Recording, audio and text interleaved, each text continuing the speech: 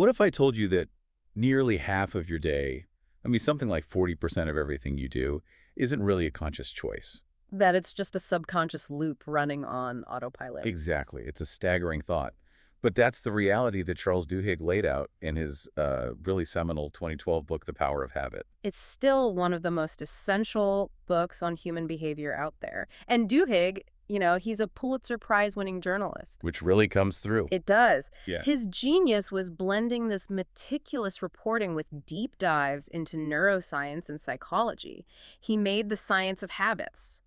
Well, he made it accessible. And the timing couldn't have been better. Right. I mean, the book dropped right in the middle of that early 2010s obsession with productivity, life hacks, all of it. Yeah, he wasn't just observing a trend. He was basically handing us the user manual for the machinery underneath it all. Yeah. He gave the entire self-improvement movement a kind of scientific backbone. So the question for us today, the one we're really digging into, is if so much of our life is automated, how do we get back in the driver's seat? How do we stop being passengers? That's our mission. We're going to try and unveil the science that shows habits are changeable, they're not your destiny. We want to show you the neurological pattern behind it all so you can actually make real foundational changes. A roadmap, really. Okay, let's unpack this. Right, so to change anything, you first have to understand its structure. Duhigg defines this universal framework that underlies every single habit, good or bad. He calls it the habit loop. The three-part pattern. The three-part pattern: cue, then routine, then reward. And we really can't stress this enough. You have to know all three parts. The cue is the trigger, right? It could be an emotion like anxiety. Or external, like a time of day, Yeah. a specific location. Then the routine is the thing you actually do. Yeah. And the reward, that's the payoff your brain gets, the thing that locks the loop in place. And a perfect example of this is actually the story of Febreze. Oh, I love this one. Yeah, so when it first launched, the marketers focused on eliminating odors. They thought of it as a tool for cleanliness. And it completely flopped. Totally. Sales were flat. Because, just eliminating an odor doesn't really give you a clear reward. Here's where it gets really interesting. They realized people go nose-blind to their own smells, so the product didn't signal its own success. There was no satisfying payoff. So they flipped the script. Instead of selling it as a solution to a problem, they sold it as the reward for a routine you've already completed. Exactly. They showed people spraying it after they'd finished cleaning a room.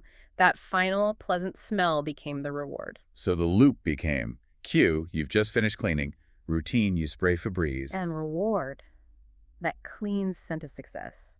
And that brings us to the fuel for the loop: cravings. The neurological part. It's not just that a reward exists. No, it's the brain's anticipation of that reward. The craving is what makes the loop compulsive and automatic. Which marketers are absolute masters at exploiting. They don't just sell you a feeling, they teach your brain to expect that feeling at a very specific moment. What's fascinating here is that the middle part, the routine, is actually the most flexible part of the whole loop. Your brain doesn't really care how it gets the reward. It just wants the craving satisfied. And that discovery is the foundation for the book's most important teaching: the golden rule of habit change. And this is such a powerful idea. It reframes the whole self-help game. You're not fighting the old habit. You're hijacking its infrastructure. Precisely. The golden rule says you have to keep the cue and the reward the same, but you consciously insert a new, more productive routine right in the middle. You satisfy the underlying craving, but swap out the destructive behavior for something better. That's the paradigm shift. You realize your craving for, say, stress relief isn't the problem. The routine of having 3 cocktails after work to get it. That might be. The book uses Alcoholics Anonymous as a perfect example of this in action. It is. AA doesn't try to remove the cue, which is often stress or social anxiety. And it doesn't remove the reward, which can be a feeling of relief or community. Instead, it replaces the destructive routine of drinking with a new routine of fellowship, social connection, and storytelling. It satisfies that same deep craving with a totally different behavior. You even see this in the NFL, with coaches modifying players' automatic responses to on-field cues. You're basically repurposing the brain's existing wiring. And that infrastructure provides stability. If you just try to stop a habit cold, the craving usually just wins out. But, not all habits are created equal. Right. And this brings us to keystone habits. These are the big ones. The small, pivotal changes that, once you lock them in, trigger a whole cascade of other positive behaviors. They're like anchors. The classic corporate example is Alcoa under CEO Paul O'Neill in the late 80s. Right, when he took over, he ignored profits and focused on one thing. Worker safety. Just safety. And everyone, all of Wall Street, scoffed. They thought he was crazy. But safety became the keystone habit for the entire organization. To improve it, you had to change everything else. You had to improve communication. You had to speed up the flow of information. You had to standardize processes across the globe. By focusing relentlessly on that one keystone, it forced excellence everywhere else. And it ultimately led to massive financial success for the company. The safety habit literally reformed the corporate culture. Individually, you see it with someone like Michael Phelps. His coach had him focus on these tiny preparatory routines, the way he stretched, what he thought about. Little things. Tiny, reliable things that acted as keystone habits. They built his confidence and focus, which then rippled out into his performance in high-pressure races. Now, none of this happens by magic. Duhigg tackles the elephant in the room, which is willpower. And he frames it not as some innate trait you either have or you don't, but as a mental muscle, something that can be strengthened over time. And some organizations actively train it. Starbucks is a great example. They train employees for high-stress situations before they happen. They practice disciplined responses so that when they're actually tired or stressed, that self-control is more like a habit itself. That discipline connects to another big idea: crisis. Sometimes the biggest hurdle to change is just comfort. The old habits are too entrenched. Which is why a crisis can sometimes be a weird kind of gift. Duhigg mentions the London Underground fire, a disaster that just tore through all the old, lazy, bureaucratic routines. Because the old ways were suddenly, demonstrably not working. A crisis creates this vacuum, this vital opportunity where new habits are basically forced to form. So if we pull all this together, Duhigg's argument is really empowering. Habits are fundamental, yes, but they aren't destiny. Change is possible if you're deliberate about understanding and manipulating that loop. And here's where it gets really interesting, because he takes that individual framework and applies it to the entire world. It's fascinating how he structured the book that way. It mirrors that ripple effect you mentioned. Exactly. He starts micro with the individual's three-step loop. Then he zooms out to the macro scale, organizations, and then entire societies. It's his way of showing that the mechanism is universal. It works if you're one person trying to quit smoking, or if your whole community trying to fight for justice. He uses the Montgomery bus boycott as this powerful example. The movement didn't just succeed because of moral conviction. No, it was also about strategy. A habit-based strategy. They systematically replaced the old community routines, like relying on buses, with new ones. Carpools, organized walking groups, community support. They disrupted the habits of the entire segregationist system. It just reinforces that change is often social. It's not just about gritting your teeth and trying harder. It's about building a smarter framework.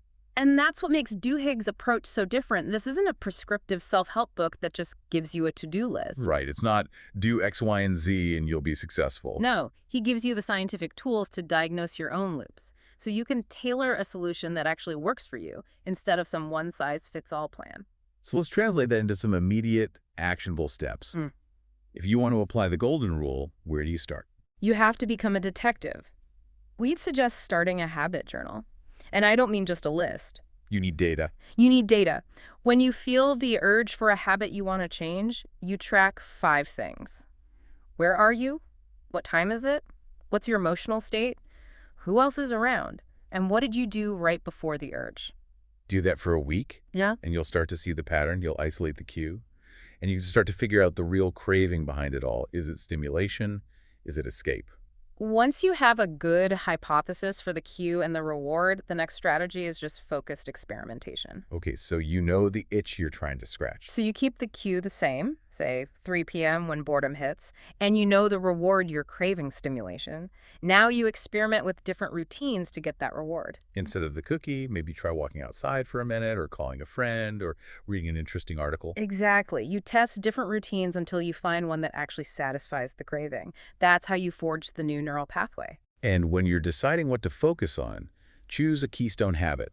Don't try to overhaul your whole life at once. Just pick one anchor. Regular exercise is the perfect one. It's a small win that tends to force other positive behaviors into your life. Better sleep, more energy, better food choices. Or maybe it's something like having consistent, tech-free family dinners, a keystone that can stabilize your personal life and ripple out from there. And finally, we can't forget the power of community. It's a huge part of the book. Duhigg's research shows that your belief in the possibility of change goes way up when you're surrounded by a supportive community. The Tony Dungy story with the NFL team shows that. He didn't just change the plays, he changed their fundamental habitual responses and built a collective belief in a new system. When you see other people succeeding with the new routine, it strengthens your own belief that you can do it too. Okay, so let's recap the big insights we've unpacked here. First, habits are not fixed. They are fundamentally malleable. Second, the habit loop here, routine, reward, is the universal framework you can use to understand and change them. And third, by becoming aware of your own loops, you really do have the agency to reshape your behavior and, by extension, your future. This whole deep dive has been about that agency, right? Giving us the tools to consciously alter our subconscious routines. But Duhigg leaves us with this really interesting final bit of tension. The friction between free will and the deterministic nature of habits. Exactly. We have these amazing tools for conscious change, but we also have to accept that once a habit is deeply ingrained, it's operating below the level of conscious thought. Which raises all these fascinating questions about responsibility and control. So what does this all mean? The challenge we want to leave you with is this. If the structure of a habit is universal, how much control can we truly exert over our oldest, most deeply ingrained habits? And how do we make sure this powerful model translates successfully across different cultures, or for people with very different psychological makeups? Something to think about. So take that detective mindset and maybe start looking at your own loops this week. Thanks for taking this deep dive with us.